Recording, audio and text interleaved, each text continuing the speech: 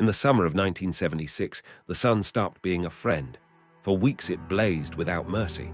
Reservoirs turned to dust bowls. Standpipes appeared in British streets. Crops failed. Fires raged. And in the heat's shadow, thousands of lives slipped away.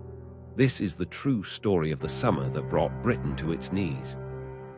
By the mid-1970s, Britain was no stranger to difficult summers, but nothing prepared the country for what was coming. Since May 1975, rain had been scarce in places, almost non-existent for months. The ground was already parched when, in late June 1976, a stubborn high-pressure system parked itself over the British Isles. What followed was the longest, and for many, the most traumatic heatwave in modern British history. The drought that defined 1976 had actually begun the previous year. A dry summer and autumn of 1975 was followed by an exceptionally dry winter and spring. By June 1976, reservoirs across England and Wales were already at critically low levels. Soil moisture had plummeted. The stage was set for something far worse than a normal hot spell.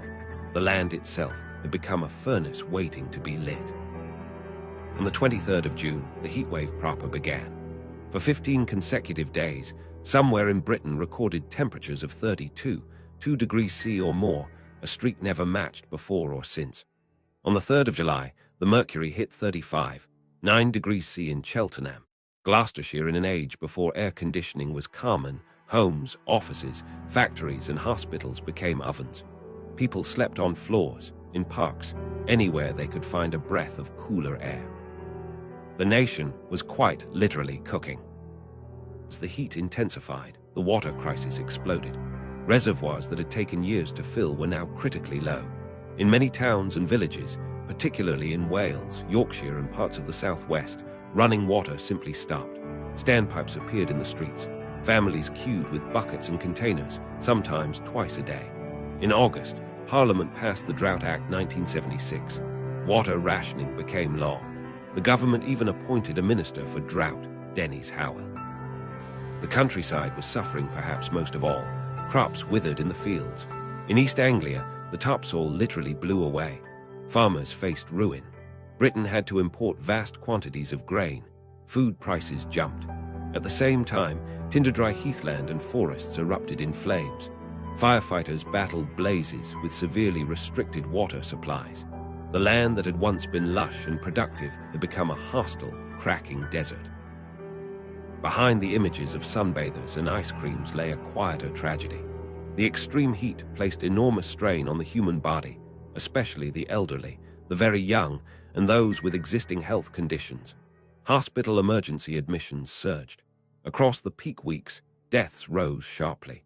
Later analyses showed around 20% excess mortality during the hottest period. The true toll ran into the thousands. In a country that prided itself on mild summers, the heat had become a silent killer. Britons endured with typical stoicism and ingenuity. People shared baths, collected rainwater, and found whatever shade they could. The government urged conservation. Then, in the last week of August, the weather finally broke. Thunderstorms rolled in, followed by one of the wettest Septembers on record. The drought ended almost as suddenly as it had begun. In a final irony, the man appointed Minister for Drought became jokingly known as the Minister for Rain. The summer of 1976 remains seared into British memory, a benchmark against which every subsequent heatwave is measured. It was a summer of glorious sunshine for some, and quiet desperation for many others. It exposed how vulnerable even a temperate island nation can be when the weather turns extreme. Reservoirs ran dry, food supplies were threatened, and lives were lost. Yet it also showed remarkable resilience.